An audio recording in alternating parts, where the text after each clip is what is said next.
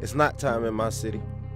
And as I sit and holler at the moon, I hope that all those who understand the call of the wild come out and meet me at a place where everybody knows your name and you don't have to be ashamed and you can leave your titles at the door. It's all about how you feel and what you like.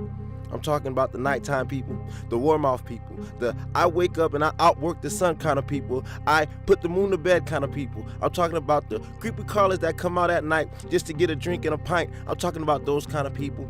Welcome to the warm-off, where we got the best kind of people. We got the hardworking bootstraps, and I got it all in, no in-between kind of people. I'm talking about the nighttime people, the liberated people, the people who see people for the inside and the character that they possess and not the outside shells that they contain. I'm talking about those kind of people. I'm speaking to the righteous people, the drinking people, the nighttime howling out the moon kind of people. I speak for liberated people. Welcome to Cotton Town, USA. Welcome to the warm-off. All right, live at the Warmouth, Cotton Town, South Carolina, USA. So for those who don't know you, and I don't know why they wouldn't, can I get your name? Rhett Elliott. From? Camden, South Carolina. So I think the question that everybody's asking, if they've never been here, is like, what is Warmouth cuisine? What is Warmouth cooking? What is that? I think the warm-out, it started off with me and Porter really talking about what we loved about this region's food and what we thought was under-celebrated. I worked for years in French restaurants and Italian restaurants, and I cooked that cuisine all day long, and I love all that stuff, but on my day off was always Sunday, and every Sunday I would cook like my grandfather's chicken bog or my grandfather's catfish stew, or I would smoke something because my dad grew up cooking barbecue. It was a barbecue catering company, so I always did that on Sundays. Can I ask you, what is warm-off cooking to you? What is warm-off cuisine?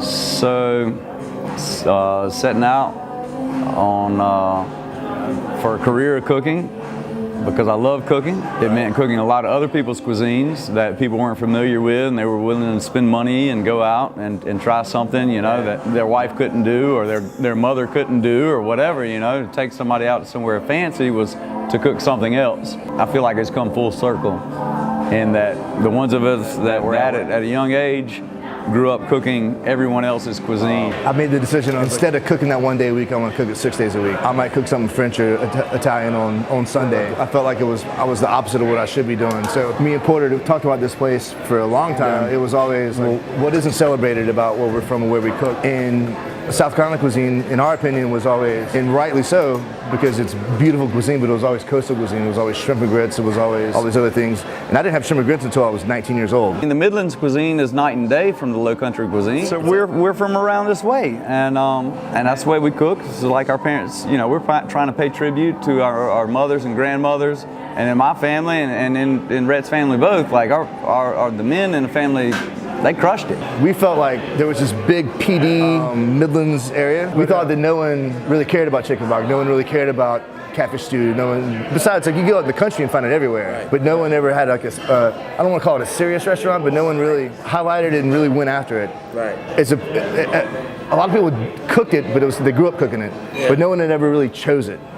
Ooh. So we want to be the person that like chose this cuisine. Like this is something that it's worthwhile, right. And it's something that's not celebrated. We don't know why, because we love it, and we're not. Here's something I gotta ask. What's so sexy about warm-off barbecue then? What makes warm-off barbecue different from everywhere else? First off, we buy really nice pigs, heritage breed pigs from our friends Carolina Heritage Farms in Florence, and then we have a big pit in the back.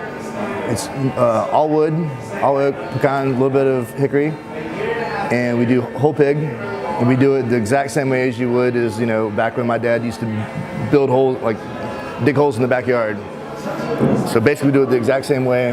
Most people use electricity or propane or something like that.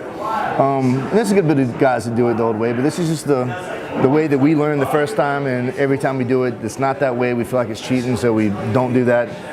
But we just buy really, really nice pigs, cook them really slow for 14 to 16 hours, sometimes up to 18. And we think the difference is the heritage breed pig. It's just a good product.